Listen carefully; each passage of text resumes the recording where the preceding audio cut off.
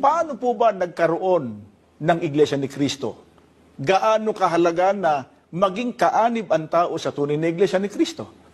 Pakinggan po ninyo ang pahayag mismo ng ating Panginoong Hesukristo.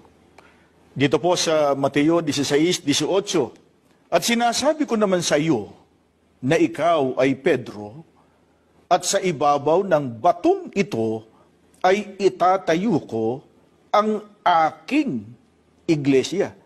Mga kaibigan, hindi po katakataka na magkaroon ng Iglesia ni Cristo sapagkat ito po ay itinayo ng ating Panginoon Kristo.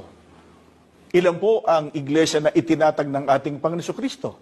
Uulitin lang namin ang binasa natin. Ang sabi po niya, itatayo ko ang aking iglesia.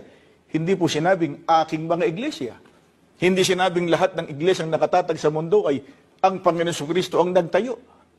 Tandaan natin mga kaibigan, batay po sa pagtuturo ng Biblia mismo, iisa lamang ang tunay na iglesia na itinayo ng ating Panginoong Hesukristo.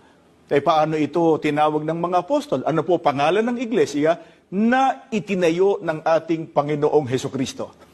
Ang babasahin naman namin sa inyo ay pagtuturo ni Apostol Pablo na nakasulat po dito sa Roma, sa 16:16. Magbatian kayo ng banal na halik